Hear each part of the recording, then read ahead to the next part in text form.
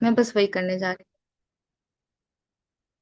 चलिए, आज जो मैं एनाटॉमी का टॉपिक पढ़ाने जा रही हूँ, आप लोग उसको बहुत केयरफुली सुनिएगा, क्योंकि उसके बाद मैं आपसे एमसीक्यूज भी करती हूँ। आप लोग जानते ही हैं, लास्ट में पूछती हूँ कि आप लोगों ने जो भी पढ़ा है, तो मुझे भी समझ में आएगा ना कि आप लोगों ने कितना कैच किया है। स्क्रीन विजिबल है सबको?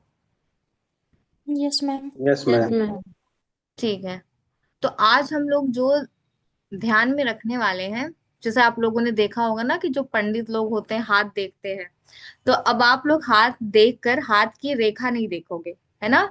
आप एनाटॉमी में आज हम लोग इसी हाथ से जुड़े कुछ फैक्ट्स पढ़ेंगे। तो सबसे पहले एक चीज ध्यान रखिएगा, जैसे ये आपका हैंड है, आप स्क्रीन में भी देख सकते हैं, जो आपके थंब जो साइड होती है, यहाँ पे जो मसल्स पाई जाती हैं उसे हम थिनार मसल्स बोलते हैं। और वो मसल जो आपके लिटिल फिंगर के पास पाई जाती है, इसको हम बोलते हैं हाइपोथिनार मसल्स। इतना क्लियर है आपको कि जो आपके थंब साइड की जो मसल्स होती हैं, उन्हें हम थिनार मसल्स बोलते हैं, और जो आपके ये लिटिल फिंगर साइड पे जो मसल्स पाई जाती हैं उसे हम हाइपोथिनार मसल्स बोलते हैं। तो आप लोग के लिए एनाटॉमी का ये काफी इंपॉर्टेंट टॉपिक है, क्योंकि इसमें से एमसीक्यूज बहुत अच्छे से बनते हैं, और क्या होता है कि ये टॉपिक हम लोग को क्लियर जल्दी हो नहीं पाता। तो आज हम इस टॉपिक को बहुत अच्छे से क्लियर करेंगे। पहली चीज ये ध्यान रखिएगा, थिनार मसल्स और हाइपोथिनार मसल्स दोनों की जो क्वांटिटी होती है वो 4 होती है। 4 मसल्स आपकी थिनार की होती है और 4 मसल्स आपकी हाइपोथिनार होते हैं। तो अभी क्या है, इसको याद रखना है। अच्छा, आप लोगों ने एक चीज देखा होगा ना, जब कोई क्या बोलते हैं, किसी को बेस्ट ऑफ लक बोलता है, तो हम लोग थम्स अप करके दिखाते हैं ना। तो ये क्या देता है आपको? ये आपको मोटिवेट करता है कि डिमोटिवेट करता है? Ma'am motivate motivate motivate. करता है। मोटिवेट करता है। और अगर आप इसको मतलब इसी थम्स को डाउन करते हैं, तो वो क्या दिखाता है कि आप उससे डिसएग्री हैं, मोटिवेट। या आप उसको डिमोटिवेट कर रहे हो। तो इसका मतलब ये आपको क्या दिखाता है? करेज। आपको ये दिखाता है कि आप बहादुर हैं, आप कर सकते हो, आप ब्रेव हो। तो ध्यान रखिएगा कि जो थिनार मसल्स होते हैं उसमें ज्यादातर जो वर्ड्स आते हैं वो ब्रेविस वर्ड आते हैं, ठीक है। और जो हाइपोथिनार मसल्स होते हैं, आपको पता है कि ये जो है छोटी फिंगर है, जानते हैं ना कि लिटिल फिंगर्स है। तो लिटिल फिंगर्स है, तो यहाँ पे जो मसल्स के नाम आएंगे उनमें अक्सर एक वर्ड यूज होगा जिसको हम बोलेंगे मिनिमी, ठीक है। इतना क्लियर? ये वाली जो मसल्स होगी उसमें कौन सा वर्ड ज्यादा आएंगे? ब्रेविस। ओके। मिनिमी। ब्रेविस और ब्रेविस। जो आपके हाइपोथिनार है उसमें कौन सा वर्ड ज्यादा आपको देखने को मिलेंगे? मिनिमी। क्यों? मिनिमा है, हाँ मिनिमी। मिनिमा। फिंगर्स के पास है, और इस वजह से यहाँ पे जो वर्ड्स आते हैं मिनिमी। क्लियर? इतना आपने ध्यान में रखा कि आप जब किसी का हैंड देखेंगे तो आप थंब के पास जो मसल्स होते हैं उसे हम थिनार मसल्स बोलते हैं, जो लिटिल फिंगर्स के पास होते हैं उन्हें हाइपोथिनार मसल्स बोलते हैं। थिनार मसल्स और हाइपोथिनार मसल्स दोनों 4 क्वांटिटी में होते हैं। और जो आपके थंब की मसल्स होगी, अब हम इन्हें याद रखेंगे। कैसे याद रखेंगे? थिनार मसल्स 4 होती हैं। मैंने बताया था ब्रेवियस वर्ड याद रखना है, क्योंकि थंब जो है वो करेज का साइन होता है।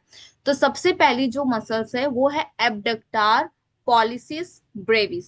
दूसरा नंबर का है फ्लेक्सार पॉलिसिस ब्रेविस। दोनों वर्ड याद रखिएगा, abductor and flexor. Abductor pollicis brevis, flexor pollicis brevis. दो जो और मसल्स हैं उनका नाम है अपोनेंस पॉलिसी। अपोनेंस क्यों? एक बात बताइए, ये जो आपका आपका हैंड है या ये 4 फिंगर्स, आपको नहीं लगता कि ये एक फैमिली टाइप का है, और ये जो थंब है ये इनसे थोड़ा सा डिस्टेंस बना के रखता है? रखता है ना? इसके यस मैम। अपोजिशन में है कि नहीं? क्या ये आपका जो थंब यस है ये मैम। कौन? अपोजिशन? तो इससे एक वर्ड आया अपोनेंस पॉलिसिस। जो लास्ट वाला है वो है एडक्टार पॉलिसिस। ध्यान रखना है कि जितने भी थिनार मसल्स हैं उनकी नर्व सप्लाई मीडियन नर्व करती है, एक्सेप्ट, और यही क्वेश्चन आपसे एआईए पीजीटी में और किसी भी स्टेट पीएससी एग्जाम में पूछे जाते हैं कि all the thenar muscles are supplied by median nerve except which one. तो अगर आपको ऑप्शन यही 4 दिए हुए हैं, आप देख सकते हैं कि मैंने सारे पे मीडियन नर्व को मैंने एक कलर से दिखाया है ना, येलोइश कलर से मैंने रिप्रेजेंट किया है। तो इसमें से कोई ऐसा कलर है जो क्या बोलते हैं, पिंकिश टाइप का मैंने इसको सर्कल किया है। तो वो कौन सा नर्व सप्लाई है डॉक्टर। का, जो कि, डॉक्टर पॉलिसिस। तो ठीक है, मैम, एडक्टिव पॉलिसिस है। गुड हाँ, इवनिंग मैम। मैम ज्वाइन नहीं हो रहा था, थोड़ा लेट से हुआ अभी, तो कोई फिर बात से नहीं, बता कोई बात नहीं, दीजिए। मैं रिपीट कर दूंगी, अभी भी स्टार्ट हुआ है, आप लोग टेंशन मत लीजिए, याद सबको हो जाएगा। तो एडक्टार पॉलिसिस जो मसल्स है, वो आपकी थिनार मसल्स होती है, पर ये मीडियन नर्व इसको सप्लाई नहीं करती है। बाकी सारे की सारी जो मसल्स होती हैं थिनार मसल, वो सारी की सारी मीडियन नर्व के थ्रू सप्लाई होती है। तो अब हम बात करते हैं, आपको मैंने जैसे बताया, नाम याद याद आपको रखना है, abductor pollicis brevis, flexor pollicis brevis, opponens pollicis and adductor pollicis. अब एक चीज ध्यान रखिएगा, इसमें कंफ्यूज मत हो जाइएगा। अगर आपसे ऑप्शन में दिया है एबडक्टार एंड एडक्टार, तो कौन सा वाले को मीडियन नर्व सप्लाई नहीं करती है, क्या बताओगे आप? एडक्टर वाले को। एडक्टर एडक्टर, वाले को। Adductor pollicis. अच्छा, मीडियन नर्व नहीं सप्लाई करती तो कौन सा नर्व इसको सप्लाई करता है? Ulnar nerve. ठीक अल्नर है, नर्व। Ulnar nerve. तो अल्नार नर्व इसको सप्लाई करते हैं। तो यानी कि एक चीज ध्यान रखिए, आपके जो हैंड है उसमें मैक्सिमम जो सप्लाई होता है वो ज्यादातर अल्नार नर्व का होता है, और सेकंड नंबर पे मीडियन नर्व का। तो अल्नार नर्व के, और याद रखिएगा कि जो हाइपोथिनर मसल्स होते हैं वो पूरे के पूरे सप्लाई होते हैं बाई अल्नार नर्व। ठीक। तो अब हम ध्यान रखते हैं मिनिमी, मैंने बताया था ना, लिटिल फिंगर मिनिमी। तो आप क्या यहाँ पे याद रखेंगे? एब्डक्टार डिजिटी मिनिमी, फ्लेक्सार डिजिटी मिनिमी। एक एक्सेप्शन है, पालमेरिस ब्रेविस एंड अपोनेंस डिजिटी मिनिमी। तो दोनों ही कंडीशन में सिर्फ एक वर्ड का बस डिफरेंस याद रखना है, कि पालमेरिस वाला जो है वो आपका हाइपोथिनार मसल्स है। तो अभी जो लोग अभी ज्वाइन किए हैं, मैं उनको फिर से एक बार रिपीट कर देती हूँ। हम लोग हाथ के बारे में पढ़ रहे हैं और उससे रिलेटेड डिफॉर्मिटी आज हम डिस्कस कर रहे हैं, जिसमें मैंने अभी तक बताया कि जो आपका हाथ होता है उसमें जो ये थंब वाली साइड होती है, यहाँ की मसल्स को हम थिनार मसल्स बोलते हैं। चार मसल्स होती हैं, और सारी मसल्स मीडियन नर्व से सप्लाई होती है, एक्सेप्ट एडक्टार पॉलिसिस जो कि अल्नार नर्व से सप्लाई होती है।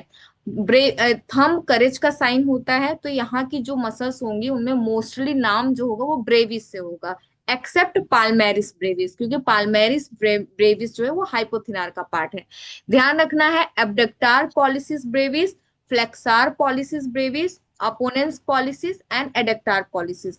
जो आपका हाइपोथिनार मसल्स होते हैं उसमें आपको याद रखना मिनिमी। तो आप ध्यान रखेंगे abductor digiti minimi, flexor digiti minimi, opponens digiti minimi, and lastly कौन सा ब्रेविस है जो हाइपोथिनार में पाया जाता है? पाल्मेरिस। पामरिस ब्रेविश। कंफ्यूज मेरे मत होइएगा। ना होने का एक और रीजन ये है कि हम यहाँ पे पाल्म की बात करें, थंब के पास तो पाल्म तुरंत नहीं आ जाता ना, तो पाल्म के बारे में बात करें, यानी कि याद रखिएगा पाल्मेरिस ब्रेविस। अब आप मुझे बताइए, हाइपोथिनार मसल्स जो होते हैं वो किसके थ्रू सप्लाई होते हैं, कौन सी नर्व जो है वो आपके हाइपोथिनार मसल्स को सप्लाई करती है? तो आप बताइए। Ulnar nerve. अल्लाह ना। कलनर। अब बस इतना याद रखना है अभी के लिए, इस वाले पार्ट से आप आपसे सिर्फ दो ही क्वेश्चंस पूछे जाते हैं, एक अल्नार नर्व, कौन कौन सी मसल। अच्छा, अब जैसे मैंने ये तो आपको बता दिया, अब अगर वहां पे मसल्स का नाम दिया हो, या आपको ये दिया हो कि मीडियन नर्व पाल्सी हो गई, फॉर एग्जाम्पल एक पेशेंट आता है आपके पास, और वो उसका जो थंब है वो ना तो रोटेट कर पा रहा है ना, लेटरल रोटेशन नहीं कर पा रहा है, एडक्शन नहीं कर पा रहा है, एबडक्शन नहीं कर पा रहा है, तो ये जो मूवमेंट है, वो पेशेंट बोल रहा है कि मतलब मुझे पैरालिसिस हो गया, मतलब मुझे ये सब मूवमेंट हो ही नहीं रहे हैं मेरे थंब के। तो आप ये बताइए, आपने डिफाइन किया कि भाई इसको मीडियन नर्व पाल्सी है, तो वो कौन सी मसल्स होगी जो अफेक्टेड नहीं होगी? पामरिस एडक्टर पॉलिसिस नहीं होगी मैम। एडक्टर पॉलिसिस आपकी पॉलिसिस अफेक्टेड नहीं नहीं होगी। होगी, तब तक नहीं होगी जब तक कि आपका मीडियन नर्व के साथ साथ अल्नार नर्व भी डैमेज ना हुआ हो। क्लियर? चलो, यस मैम। अब हम बात करते हैं बहुत इंपॉर्टेंट डिफॉर्मिटी। देखिए, जब मीडियन नर्व पैरालिसिस होता है तो एक डिफॉर्मिटी होती है जिसको हम बोलते हैं एप एप थंब डिफॉर्मिटी। ठीक है। और जब अल्नार नर्व का पैरालिसिस होता है तो एक कंडीशन होती है जिसको हम बोलते हैं क्लॉ हैंड। तो आज हम इस दोनों के बारे में थोड़ा सा डिस्कस करेंगे। सबसे पहले देखिए, ये है app thumb deformity. App thumb deformity जो होती है वो कुछ ऐसी होती है, इसमें इमेज नहीं दिया हुआ, रुकिए। ऐसा, जैसे कि एप क्या है, ये जो है बंदरों की एक स्पेसीज होते हैं। इन लोग के जो हाथ होते हैं ना, उनका जो थंब है, जैसे हमारा जो थंब है, ये इन इनसे थोड़ा सा अलग है। मतलब हमारे पास ये स्पेस है, ये इनके साथ ऐसे चिपक के नहीं होते हैं ना, बीच में स्पेस पाया जाता है, पाल यहाँ पे स्पेस रहती है। तो ये तो नॉर्मल हैंड है, लेकिन जो एप थंब लाइक डिफॉर्मिटी होती है उसमें जो ह्यूमन का हैंड होता है, वो, ये जो आपका थंब है वो बिल्कुल चिपका हुआ होता है बाकी हाथ से, है ना। तो यहाँ पे ये एबडक्ट नहीं हो पाते। एबडक्ट का मतलब होता है दूर जाना, और एडक्शन का मतलब होता है पास आना। तो ये जो आपका थंब है वो मूवमेंट नहीं कर पाता है, यानी कि वो यहाँ से मतलब वापस दूर नहीं जा पाता है। तो इस कंडीशन को हम बोलते हैं, इस तरह के हैंड को हम बोलते हैं एप हैंड या फिर एप लाइक डिफॉर्मिटी। तो यहाँ पे बॉस, यहाँ पे आप क्या बताओगे अगर आपसे एमसीक्यू पूछा गया, which nerve is paralysed, which nerve deformity is seen in app hand, तो कौन सी नर्व होगी? अगर आपको ऑप्शन दिया, radial nerve, median nerve. Median median nerve. Nerve. Medial nerve. Median nerve, एक क्वेश्चन क्लियर हुआ। दूसरा, अगर आपसे क्वेश्चन पूछा जाता है कि एप हैंड जो डिफॉर्मिटी होती है उसमें कौन सा मसल्स जो होती है उसकी वॉस्टिंग नहीं देखने को मिलेगी, तब क्या बताओगे आप? Adductor adductor pollicis muscles adductor की पॉलिसिस। Adductor deformity. पॉलिसिस की डिफॉर्मिटी नहीं मिलेगी, क्यों? क्योंकि वो अल्नार नर्व से सप्लाई होती है। अल्नर नर्व से इसी सप्लाई होता क्वेश्चन को आप समझ सकते हैं, इसी क्वेश्चन को, इसी एक एडक्टार पॉलिसिस को वो किस तरह से घुमा घुमा के पूछते हैं। तो एक चीज ये आप ध्यान रखिएगा, इसको हम बोलते हैं एप लाइक डिफॉर्मिटी, जहां पे थिनार मसल्स की वॉस्टिंग होने लगती है।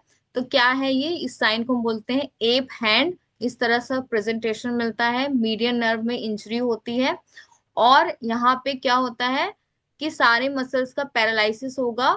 जो थंब और जो डिजिट्स होती है वो आपस में बिल्कुल चिपक जाती हैं। बस आपको यहाँ देखना होगा कि वो जो एडक्टार पॉलिसिस मसल्स है उसका पैरालिसिस नहीं होता है बेसिकली। अब जो नेक्स्ट है क्लॉ हैंड। अब ये जो कंडीशन, अब ये आप खुद बता सकते हैं कि जो क्लॉ हैंड लाइक अपीयरेंस होता है वो किस नर्व की डिफॉर्मिटी की वजह से देखने को मिलता है। Ulnar nerve. अल्लाह नर्व। सबको क्लियर है ना? ऊपर से तो नहीं जा रहा? नो देखिए, नहीं मैम, मैम, एक ठीक है। बार मैं अल्नार नर्व समझा जो रही नो हूँ। होती है, मैम। अल्नार नर्व की वजह से आपको जो एक डिफॉर्मिटी मिलती है जिसको हम बोलते हैं क्लॉ हैंड। एक चीज याद रखिएगा, आपने कपिल शर्मा के शो में देखा होगा ना, जिसमें बाबा जी का ठुल्लू ऐसे करता है एक, है ना, एक ऐसा कुछ हैंड लाइक अपीयरेंस करता है। तो ये क्या होता है जो वो बताता है, बेसिकली यहाँ पे होता क्या है कि ये जो आपका मेटाकार्पल जो फैलेंजेस है वो क्या हो जाते हैं, एक्सटेंशन, वो बिल्कुल पीछे साइड चले जाते हैं, उनका हाइपर एक्सटेंशन हो जाता है। लेकिन ये जो आपकी डिजिट्स होती हैं, अच्छा ये बताइए, आप लोग खुद बताइए मुझे, इसमें से प्रॉक्सिमल इंटरफेरेंशियल क्या है और डिस्टल इंटरफेरेंशियल जॉइंट कौन सा होता है? Proximal, towards the body practical ma'am जो काम से प्रॉक्सिमल जो और दूर अवे होगा फ्रॉम मैम द वो बॉडी डिस्टल डिस्टल। फैलेंजियल होगा। ये वाला कौन सा दूर और होगा? ये वाला कौन सा होगा? प्रॉक्सिमल। ये और ये वाला? प्रॉक्सिमल होगा मैम, जो मेरा good, very digital good. Ma'am और होगी ये वो। ये वाला कौन सा होगा? डिजिटल, है ना? मैम आपका कौन मैम? दिख नहीं जो रहा मैम। Ma'am digital. दूर होगा डिजिटल मैम होगा, जो डिजिटल। आपका पास में होगा प्रैक्टिकल दिख ही पास में दिख ठीक रहा है, है मैम ठीक है, मेटाकार्पल। हैंड ठीक है। का। तो ये दोनों ही जो होते हैं वो मैम सब एक साथ बोल रहे हैं ना तो आपकी तो आवाज ही छुपी जा रही है। कोई बात नहीं। तो यहाँ पे एक चीज ध्यान रखिएगा कि ये फ्लेक्स हो जाएंगे आपका प्रॉक्सिमल एज वेल एज जो डिस्टल इंटरफेरेंजियल ज्वाइंट होगा उसमें फ्लेक्शन मिलता है, और आपका मेटाकार्पल फेरेंजियल ज्वाइंट जो होते हैं उसमें एक्सटेंशन मिलता है।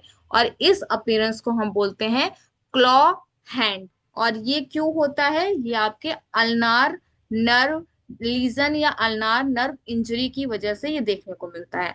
तो आप लोग मुझे फिर से बताइए, ऐप लाइक थंब डिफॉर्मिटी किस नर्व इंजरी में होता है, और क्लॉ हैंड आपको किस नर्व इंजरी में मीडियन देखने को मिलता है? मीडियन मीडियन नर्व और होगा टैप एडिक्टर। मैम नर्व वो मिलता है, मीडियम में मीडियन नाम नर्व है फ्लो अन्ना। होगा स्मॉल में है, अल्नर और में। क्लॉ मिलता है अल्नार नर्व। ठीक है, अब यहाँ पे आप लोग मुझे इस जॉइंट के नाम बताइए। इसमें से जो पिंक कलर में है वो कौन सा फेलेंजियल जॉइंट है? Ma'am DIP। डिस्टल। और ये डिस्टल होगा। Financial joint. ब्लू वाला? और PIP। मीडियन। और ये रेड वाला? मीडियन। ये मेटाकार्पल। ये प्रॉक्सिमल। ठीक है, अब आप लोगों में से मुझे कोई एक, प्रॉक्सिमल होगा मैम। हाँ कोई मुझे एक ये बता दो कि क्लॉ हैंड में कौन सा ज्वाइंट जो होता है वो हाइपर एक्सटेंडेड मिलता है? किसमें hyper extended? Metacarpal phalangeal joint. Metacarpal phalangeal joint. बाकी जो सारे हैं उनमें क्या होगा? फ्लेक्शन। एक्शन। तो ध्यान रखिएगा कि जो नर्व इंजरी से क्वेश्चंस अक्सर पूछे जाते हैं, बेसिकली नर्व जो है ना बहुत इंपॉर्टेंट है। तो आपने यहाँ पे ये जान लिया। उसके बाद अच्छा एक छोटी सी चीज मैं बता देती हूँ। आप लोग मुझे ये देख बताइए, ये वाला, ये जो बेसिकली आप लोग, ये थोड़ा सा क्लिनिकल पिक्चर है। एक मान लीजिए किसी को रूमेटाइड अर्थराइटिस हो गया है, ठीक। लंबे समय तक किसी को अगर रूमेटाइड अर्थराइटिस होता है तो उन लोगों की जो जॉइंट्स होती है उनमें डिफॉर्मिटी देखने को मिलता है। दो डिफॉर्मिटी बहुत ज्यादा इंपॉर्टेंट है, ये आपका प्रैक्टिस ऑफ मेडिसिन के टॉपिक को भी कवर करेंगे, एज वेल एज आपके एनाटॉमी को भी। तो जो दो डिफॉर्मिटी मिलते हैं उसमें से एक है स्वान नेक लाइक डिफॉर्मिटी और एक होता है बॉटनियर डिफॉर्मिटी।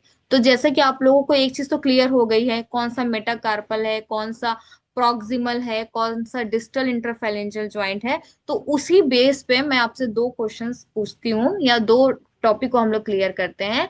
एक है स्वान नेक डिफॉर्मिटी और एक होता है बॉटनियर डिफॉर्मिटी। तो ये जो जैसा आप देख सकते हैं, तो इसको हम बोलते हैं स्वान नेक लाइक डिफॉर्मिटी। इसमें क्या होता है कि जो आपका यहाँ पे फ्लेक्शन जो होता है वो आपके DIP क्या होता है, ये जो आपका डिस्टल फेलेंजल ज्वाइंट होता है वो फ्लेक्स अगर है तो ये कंडीशन दिखाती है स्वॉन नेक डिफॉर्मिटी। यानी कि अगर ये फ्लेक्स है तो आपका जो PIP है वो क्या होगा? एक्सटेंशन है ना। PIP में हाइपर एक्सटेंशन होता है। जैसे आप लोग बचपन में ऐसा गेम ऐसे खेलते होंगे ना, मतलब एक बच्चे करते थे पहले, छोटे छोटे से जो थे, तो ऐसे करते हैं ना कि मतलब ऐसे कि थोड़ी देर तू करके दिखा, इस तरह का शेप बना के दिखा। तो ये वाला जो शेप होता है ये रूमेटॉइड अर्थराइटिस वाले पेशेंट के हाथों में बन जाता है, जहां पे डिस्टल फेलेंजल ज्वाइंट का फ्लेक्शन हो रहा है और जो आपका प्रॉक्सिमल फेलेंजल ज्वाइंट है उसका क्या हो रहा है? Hyper extension. तो जैसा ये तो आपने डायग्राम में देखा, ये देखिए ये पेशेंट का हाथ है। ये एक ऐसे पेशेंट का हाथ है जिसको रूमेटॉइड अर्थराइटिस हुआ है। तो आपको यहाँ पे साफ साफ देखने को मिल रहा होगा, यहाँ पे फ्लेक्शन किसका हुआ है?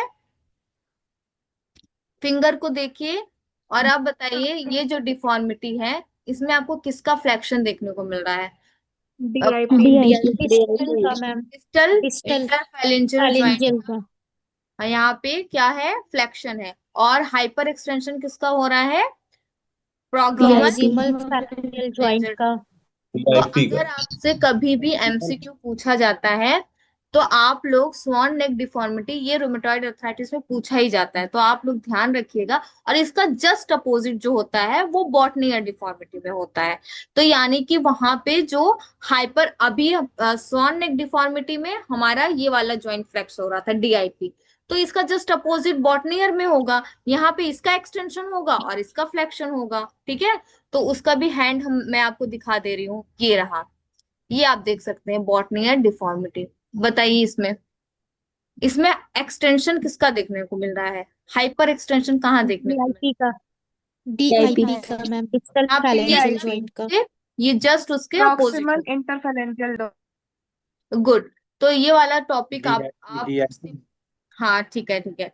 तो आप लोग को शुरू से मैं फिर से एक बार दिखा देती हूँ। मैंने जो अभी आपको बताया, मैंने आपको बताया आपके जो हैंड होते हैं उसमें थिनार और हाइपोथिनार मसल्स के बारे में बताया, जिसमें मैंने मीडियन नर्व और अल्नार नर्व के बारे में बताया, ठीक है। मीडियन नर्व की वजह से एक डिफॉर्मिटी होती है जिसको हम एप थंब डिफॉर्मिटी बोलते हैं, जहाँ पे जो थंब है वो एबडक्ट नहीं हो पाता, यानी दूर नहीं जा पाता, वो बिल्कुल एप, मतलब कि इंसान इंसान के हाथ में और जितने भी बंदर स्पीसीज होते हैं उनके हाथों में ये एक बहुत बड़ा डिफरेंस होता है कि हमारे जो हाथ होते हैं ना उसमें ये फिंगर जो है वो इन इससे थोड़ा सा पास भी होता है, लेकिन सबसे ज्यादा इसमें मूवमेंट देखने को मिलते हैं और इसके बीच में एक स्पेस मिलता है, और यही स्पेस जो है वो अदर स्पीसीज में नहीं मिलता। तो उनके जो ये थंब होते हैं वो बिल्कुल पास में होते हैं। तो इस कंडीशन को एप थंब डिफॉर्मिटी बोलते हैं, जिसमें इंजरी होती है आपकी मीडियन नर्व में।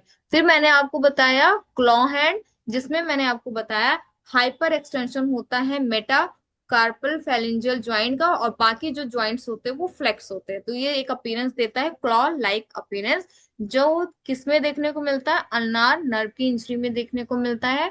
फिर मैंने आपको बताया कि दो डिफॉर्मिटी को हमने डिस्कस किया जो कि रूमेटॉइड अर्थराइटिस में बहुत इंपॉर्टेंट होते हैं, जिसमें से एक मैंने आपको बताया स्वॉन नेक डिफॉर्मिटी, और दूसरा जो मैंने बताया वो था बॉटनियर डिफॉर्मिटी। तो जिस तरह से ये आप इमेज में देख सकते हैं, ये एक ऐसे पेशेंट का हाथ है जिसको लंबे समय से रूमेटाइड अर्थराइटिस बना हुआ था, और लिटरली ये जो है ना, ये इस तरह का अपीयरेंस देखने को मिलता है। और ये मतलब एडवांस कंडीशन दिखाती है कि पेशेंट को कितने समय से रूमेटाइड अर्थराइटिस हुआ था, कि उसकी जो बोन है उसमें डिफॉर्मिटी देखने को मिल रही है। और ये रहा आपका, ये भी स्वान नेक का ही एक इमेज है, देख सकते हैं। इस तरह का जरूरी नहीं कि सिर्फ एक ही इंडेक्स फिंगर में ही देखने को मिले, और भी फिंगर्स में ये डिफॉर्मिटी देखने को मिलती है। बस आपको सिर्फ एक चीज ध्यान रखना है कि फ्लेक्शन किसका हो रहा है और एक्सटेंशन किसका हो रहा है। अगर फ्लेक्शन हो रहा है आपके पीआईपी का, तो आप बताएंगे स्वान नेक डिफॉर्मिटी है। और अगर फ्लेक्शन हो रहा है डीआईपी का, सॉरी डीआईपी का अगर फ्लेक्शन हो रहा है तो कौन सी डिफॉर्मिटी होगी, स्वान नेक स्वान नेक। डिफॉर्मिटी। स्वान डिफॉर्मिटी। एपी का होगा तो बॉटनियर बॉटनी। डिफॉर्मिटी। और यही दो जो कंडीशंस हैं ये रूमेटॉइड अर्थराइटिस में देखने को मिलता है। तो ये भी पूछे जाते हैं क्वेश्चंस। और एक मैं आपको और बताती हूँ, एक और क्वेश्चन पूछा जाता है, वो है कार्पल टनल सिंड्रोम। दूसरी स्लाइड आपको दिख रही है? जी मैम। नहीं दिखी मैम। मैम हाँ, कार्पल। अभी नहीं दिखा मैम। कार्पल वाला नहीं दिखा, अब दिखा है। अच्छा ठीक है, अब दिखा। ये दिख रहा है। जी मैम दिखा। दिख रहा है। ठीक है, कार्पल टनल सिंड्रोम से क्वेश्चन आया हुआ है एआई पीजीटी में भी और पीएससी एग्जाम में भी। और उसमें से जो क्वेश्चन पूछा जाता है ना, वो ये पूछा जाता है कि कार्पल टनल सिंड्रोम जो है किस केस में देखने को नहीं मिलता है। मतलब आपको ऑप्शन दिए रहेंगे डायबिटीज, थायराइड, ऐसे करके ऑप्शंस दिए रहेंगे। फिर आपको उसमें से सेलेक्ट करना होगा कि किस में देखने को मिलता है किस में नहीं। कार्पस का सिंपल मतलब होता है रिस्ट, यानी आपकी कलाई। क्या होता है कि आपकी यहाँ पे जो ये जो आपकी यहाँ रिस्ट से जो नर्व गुजरती है, वो वहां पे क्या होती है, कंप्रेस्ड हो जाती है। कभी कभी कुछ ऐसी डिजीज जैसे मान लीजिए ओबेसिटी, ओबेसिटी भी एक कारण हो सकता है, जिसकी वजह से वो नर्व जो होती है कंप्रेस होती है। तो अगर नर्व कंप्रेस होगी ना, तो आपके हाथों में एक झंझनाहट सा महसूस होगा। कभी कभी पेशेंट बोलेगा कि मेरे हाथ जो होते हैं वो सुन्न पड़ जाते हैं, कुछ समय तक मुझे कुछ फील ही नहीं होता हाथों में। फिर कभी कभी बोलेगा अचानक से झंझनाहट सी फील होती है, टिंगलिंग होना, नंबनेस होना। तो आप समझ जाओगे कि ये जो पेशेंट है वो किससे सफर कर रहा है, कार्पल टनल सिंड्रोम। बेसिकली इसको हम थोड़ा सा डिटेल में पढ़ेंगे क्योंकि काफी इंपॉर्टेंट टॉपिक है ये। कार्पस का सिंपल मतलब है, ये ग्रीक वर्ड से आया है कार्पस, जिसका मतलब होता है रिस्ट। तो जो रिस्ट होता है वहां पे फाइब्रस टिश्यूज बने होते हैं जो कि सपोर्ट करके रखते हैं आपके लिगामेंट्स को, आपके कार्पल बोन्स को। तो ये जो फाइब्रस टिश्यूज है, इनका जो सिंपल सा काम होता है प्रोटेक्शन का। तो कार्पल टनल सिंड्रोम में होता क्या है, यहाँ से एक नर्व गुजरती है जिसको हम बोलते हैं मीडियन नर्व। तो मीडियन नर्व यहाँ कंप्रेस होती है। तो आप ध्यान रखेंगे, अगर आपसे पूछा जाए which of the following is caused by compression of median nerve या लीजन इन मीडियन नर्व, आपके ऑप्शंस मैं बता रही हूँ, ध्यान से सुनना क्वेश्चन को। कौन कौन सी ये कंडीशंस है जिसमें मीडियन नर्व की वजह से प्रॉब्लम होती है। आपके पहला ऑप्शन है एप थंब डिफॉर्मिटी, आपका दूसरा ऑप्शन है कार्पल टनल सिंड्रोम, तीसरा ऑप्शन है बोथ ऑफ देम, चौथा ऑप्शन है रिस्ट ड्रॉप। तो आप क्या बताओगे, कौन सा ऑप्शन चूज करूँ? Both of them. बता दें। बोथ ऑफ बता देम। दें। ठीक, गुड वो गुड। तो ध्यान रखना है कार्पल टनल सिंड्रोम क्या होता है। कार्पल टनल एक स्पेस होती है जहां से मीडियन नर्व जाती है। कभी कभी क्या होता है कि पेशेंट को कुछ डिजीजेस में और वो डिजीजेस क्या क्या है वो हम डिस्कस करेंगे। वहां पे ये जो नर्व है वो कंप्रेस हो जाती है, जिसकी वजह से बहुत ज्यादा सेंसेशंस फील होते हैं, लाइक कभी कभी नंब हो जाना, कभी कभी टिंगलिंग सेंसेशन होना। तो ये बताइए आपके हाथों के कौन से एरिया में आपको ज्यादा फील होगा, जहाँ पे मीडियन नर्व की सप्लाई होगी, है ना? तो सबसे ज्यादा कहाँ आपको फील होगा? थंब में, रिस्ट दिमाग। जॉइंट। फिंगर में। लिटिल फिंगर रिस्ट तरफ। में तो है ही, लिटिल फिंगर तरफ। लिटिल फिंगर में नहीं थिनर होगा। मसल। लिटिल फिंगर्स में थिनर मिडिल ज्यादातर, फिंगर में होगा। हाँ, अल्नार नर्व होते हैं तो वहां पे नहीं, मीडियन इंडेक्स नर्व। फिंगर। तो ये इंडेक्स इंडेक्स और फिंगर मिडिल और फिंगर। थंब में सबसे ज्यादा आपको जी ये मैम। सेंसेशन देखने को फिंगर में। मिलेगा। ठीक है, इसको ध्यान रखना है। उसके बाद देखिए क्या थंब क्या में। आपको सिम्टम्स मिलेंगे कार्पल टनल सिंड्रोम में। प्रेशर पड़ता है मीडियन नर्व पे, जिसकी वजह से टिंगलिंग, वीकनेस, और धीरे धीरे क्या होता है, मसल्स डैमेज हो सकती हैं, और हैंड और फिंगर्स की। तो बेसिकली टिंगलिंग और नंबनेस याद रखना है। ये देख सकते हैं आप, जैसे कि आपका थंब, आपका इंडेक्स फिंगर, कभी कभी मिडिल फिंगर भी अफेक्टेड हो जाते हैं। पेन एंड नंबनेस, ये कैरेक्टरिस्टिक फाइंडिंग है। अच्छा, आप कैसे जानोगे कि किसी पर्सन को कार्पल टनल सिंड्रोम ही है? जैसे हो सकता है कि भाई वो उसको कैल्शियम की कमी हो, इस वजह से उसको कभी कभी ऐसा हाथों में या ऐसा टिंगलिंग सेंसेशन आ सकता है। लेकिन बात ये होती है, हम दो टेस्ट करते हैं, इसका टेस्ट बहुत इंटरेस्टिंग है। जैसे कि हम लोग प्रेयर करते हैं ना हाथ जोड़कर, तो इसमें क्या होता है, पी फॉर प्रेयर और पी फॉर एक साइन होता है जिसको हम बोलते हैं फैलन साइन। फैलन साइन के बारे में मैं आपको बताती हूँ, ये देखिए। कार्ड टेस्ट होता है। क्या? Card test. नहीं नहीं, कार्ड टेस्ट जो होता है वो तो ठीक है, वो दूसरी चीज है। यहाँ पे जो कैरेक्टरिस्टिक फाइंडिंग होती है वो होती है आपकी ये जो आप कार्ड टेस्ट बोलो ना, वो ज्यादातर एप थंब लाइक डिफॉर्मिटी में होता है, जहां पे हम कार्ड ऐसे प्लेस करते हैं और उसको थोड़ा सा होल्ड करके रखने के लिए बोलते हैं। इसमें क्या होता है, जो दो टेस्ट होती है, एक है फैलन टेस्ट और एक होता है टीनेल टेस्ट। फैलन एंड टीनेल टेस्ट, टीनेल ही है ना, हाँ, टीनेल साइन। देखिए, हाँ, पी फॉर तीन। याद रखना है, सुन लीजिए पहले। पी फॉर याद रखना है प्रेयर साइन। हम लोग यहाँ प्रेयर करते हैं ना हाथ जोड़ के, अब आपको इसी को जस्ट अपोजिट कर देना है। इस तरह से पेशेंट को आप बोलोगे कि आप अपने ऐसे रिस्ट को ऐसे जोड़कर आप इसको बिल्कुल यहाँ पे 90 डिग्री में करेगा। आपको सिर्फ और सिर्फ 30 to 60 सेकेंड को सेकेंड तक पेशेंट को सेम इसी पोजीशन में खड़े रहने के लिए बोलना है। ठीक है, और अगर वो ऐसे किया हुआ है और आपने स्टॉप वॉच लेके रखा है, जैसे 60 सेकेंड्स होते हैं, पेशेंट आपको खुद बताएगा कि उसको बहुत सीवियर पेन फील हुआ, उसको बहुत ज्यादा टिंगलिंग हुई। तो ये जो सिम्टम्स होते हैं ये दिखाता है कि वो पेशेंट की एक्चुअल में मीडियन नर्व कंप्रेस्ड है, जिसकी वजह से उसको नंबनेस और टिंगलिंग देखने को मिल रहा है। तो एक पहला साइन ये है Phalen sign, P for prayer. यहाँ पे हम अपोजिट प्रेयर कर रहे हैं ना, तो इसको हम, इस साइन को हम बोलते हैं फैनल साइन। जो दूसरा साइन होता है वो होता है टीनल साइन। तो टीनल साइन में हम कुछ नहीं करते, यहाँ पे पेशेंट के रिस्ट को लेंगे और रिस्ट में जहां पे मीडियन नर्व जहां पे सप्लाई होती है, आपको पता है कि थंब साइड में सप्लाई होती है, तो यहाँ पे या आप इस रिस्ट में जब आप टैप करेंगे, ठीक है, तो जब आप टैप करेंगे तो वहां पे tingling, pain, pins needle like pain आपको फील होगा। तो ये होता है टीनल साइन। तो ये दो क्लासिकल साइन है जो आपको कार्पल टनल सिंड्रोम में देखने को मिलता है। तो आप याद रखिएगा कि अगर आपसे कभी भी पूछा जाए कार्पल टनल सिंड्रोम, तो दोनों टेस्ट का नाम याद रखिएगा, फैलन टेस्ट और टीनल साइन, ये दोनों काफी इंपॉर्टेंट है।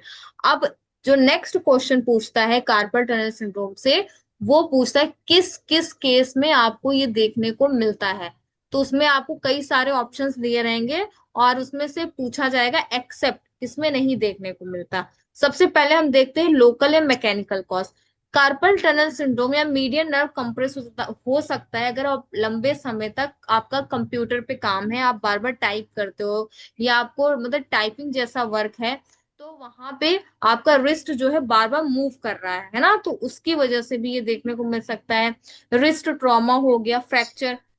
दो तरह के फ्रैक्चर होते हैं, एक होता है पुलिस फ्रैक्चर और एक होता है स्मिथ फ्रैक्चर। तो क्या होता है पुलिस फ्रैक्चर, क्या होता है कि जो आपका रिस्ट होता है ना वो पीछे साइड डिसलोकेट हो जाता है, मतलब कि जो फ्रैक्चर होता है वो इस साइड से होता है, पुलिस यानी बैक साइड में। तो उसकी वजह से यहाँ पे मीडियन नर्व कंप्रेस हो सकती है, रिस्ट डिसलोकेशन या गैंग्लियन सिस्ट। अच्छा ये बताइए, होम्योपैथी में एक एक बहुत अच्छी मेडिसिन है, बी से स्टार्ट होता है, जो गैंग्लियन सिस्ट के लिए बहुत अच्छी है, बताइए। Benzoic. Ma'am benzoic acid. Benzoic acid, benzoic. Very good. तो बेंजोइक एसिड जो होता है वो गैंग्लियन सिस्ट के लिए बहुत अच्छी है। तो ये कंडीशंस हो सकते हैं, मैकेनिकल ट्रॉमा के अंदर ये आता है। दूसरा, अच्छा अब सबसे इंपॉर्टेंट, मोस्ट कॉमन कॉज जो होता है वो है रिमोटाइड अर्थराइटिस। तो अगर आपको ऑप्शन दिया जाएगा, ओस्टियोआर्थराइटिस, साइनोवाइटिस, रिमोटाइड अर्थराइटिस, है ना, इन इन सब केसेस में आपको क्या देखने को मिलता है, आपको कार्पल टनल सिंड्रोम देखने को मिलते हैं। अच्छा अब एक चीज यहाँ पे, एक ही यहाँ पे मोस्ट कॉमन इसलिए बोला है क्योंकि रिमोटाइड अर्थराइटिस में कॉमन है, और एंडोक्राइनोलॉजी में यहाँ से जो क्वेश्चन पूछा जाता है, अब याद ध्यान रखिएगा, यहाँ पे लिखा है ना वेरी इंपॉर्टेंट फॉर एमसीक्यूज। ऐसा इसलिए क्योंकि ये क्वेश्चन आ चुका है, और वहां पे कंफ्यूज करने के लिए हाइपोथायराइड और हाइपरथायराइड दोनों दिया गया था। ठीक है, तो याद रखना। अच्छा ये बताइए, वेट गेन किस में देखने को मिलेगा, हाइपोथायराइड में मिलेगा या हाइपरथायराइड में? हाइपोथायराइडिज्म। हाइपोथायराइड में वेट गेन होगा। तो आप जानते हैं वेट गेन होता है, फ्लूइड इकट्ठा होता है बॉडी में, इसलिए बॉडी स्वेलिंग देखने को मिलती है। तो क्या यहाँ पे फ्लूइड नहीं इकट्ठा होगा, रिस्ट में नहीं इकट्ठा होगा? होगा मैम। तो इसकी वजह से भी यहाँ पे क्या देखने को मिलेगा? कंप्रेशन हो। हाँ, तो ये कार्पल कंप्रेशन टनल। देखने को कंप्रेशन। मिलेगा। अब आपसे पूछा जाए, अगर आपसे डायबिटीज मेलाइटस पूछा जाए, तो डायबिटीज मेलाइटस में भी मिलता है कि नहीं मिलता? तो आप बताएंगे बिल्कुल मिलेगा। हाइपोथायराइड में मिलता है, प्रेगनेंसी में देखने को मिलता है, क्योंकि प्रेगनेंसी में भी माइल्ड स्वेलिंग देखने को मिलती है बॉडी में। एक्रोमिगैली के केस में देखने को मिलता है, और ओबेसिटी एक फीचर है ही, और रिमोटाइड अर्थराइटिस। अगर आपसे क्वेश्चन पूछा जाए कि ये carpal tunnel syndrome is seen in diseases in all diseases except, ठीक है, तो एक्सेप्ट में आप क्या बताओगे? जैसे मान लीजिए वहां पे आपको ऑप्शन दिया, रूमेटाइड अर्थराइटिस हो गया, ठीक है, डायबिटीज मेलाइटस, प्रेगनेंसी या पार्किंसन डिजीज, तो कौन से में नहीं मिलेगा? Parkinson disease. पार्किंसन। तो आप लोग ये मत सोच लीजिएगा कि अरे पार्किंसन भी तो न्यूरोलॉजिकल डिसऑर्डर है, क्या पता पार्किंसन में नर्व जो है मीडियन नर्व कंप्रेस हो जाती होगी। तो ऐसा गेस नहीं करना है, ठीक है, उसमें नहीं मिलता है। फिर उसके बाद हम बात करते हैं यहाँ पे और जो कारण होते हैं, जैसे क्रॉनिक रीनल फेलियर में मिल सकता है, एमेलॉइडोसिस में मिल सकता है। पर इतना याद रखिएगा कि कार्पल टनल सिंड्रोम से जो क्वेश्चंस बनते हैं उसमें स्पेशली जो है वो एंडोक्राइनोलॉजी जितनी डिजीजेस होते हैं या मेटाबॉलिक डिजीजेस होते हैं उसमें से पुट किया जाता है, जैसे ओबेसिटी, हाइपोथायराइड, प्रेगनेंसी, और आपका ये एमेलाइडोसिस हो गया, एक्रोमिगैली हो गया, डायबिटिक। रिमोटाइड अर्थराइटिस हो गया, इन सब में देखने को मिलता है। ठीक है, पता नहीं आज किसकी शादी हो रही है। अब तो शादी का सीजन गया ना? जी मैम। स्टार्ट हो गया है मैम। स्टार्ट हो फिर गया। से अब तो स्टार्ट हो शुरू गया? होने वाला है। अच्छा, अभी जल्दी। पर अब बहुत बेकार माहौल होता है। मैं सोचती हूँ कि जब बॉलीवुड में इतने लेटेस्ट अच्छे अच्छे गाने होते हैं, लेकिन लोग फिर भी वही भोजपुरी गाने क्यों बजाते हैं हर शादी में। चलो ठीक है, तो यहाँ पे देखिएगा मोस्ट कॉमन कॉज जो आपकी कार्पल टनल सिंड्रोम का होता है वो ज्यादा रिस्ट को यूज करने से, जैसे कि आप आपके पास पेशेंट, आवाज आ रही है? Yes ma'am. आ रही मैम आवाज आ रही, ठीक है। हाँ ठीक है। तो अब अगर मैं आपसे बोलूं कि आपके पास कोई पेशेंट अगर आता है ना ऐसा कंप्लेन लेके, तो सबसे पहले आप उससे पूछिएगा कि भाई साहब आप काम क्या करते हैं, आप जब केस लेते हो आप केस किस लिए लेते हो। आपको पता होना चाहिए कि बहुत सी डिजीजेस ऐसे होते हैं जो आपके वर्किंग प्लेस की वजह से होता है। फॉर एग्जाम्पल आपका ये वाली जो प्रॉब्लम है, आप टाइपिंग करते हैं, आपका ऐसा वर्कलोड है जहाँ पे आपको रिस्ट का बहुत ज्यादा यूज करना होता है। अच्छा ये बताइए, जब आप लोग वो करते हैं ट्राइचुरेशन वगैरह करते हैं, सक्शन करते हैं, आपको भी हो सकता है कि नहीं हो सकता? Yes ma'am. हो यस सकता मैम है हो मैम, सकता है। है ना? हाँ तो ठीक है, ध्यान रखना। मोस्ट कॉमन मेडिकल कॉज अगर आपसे पूछा जाए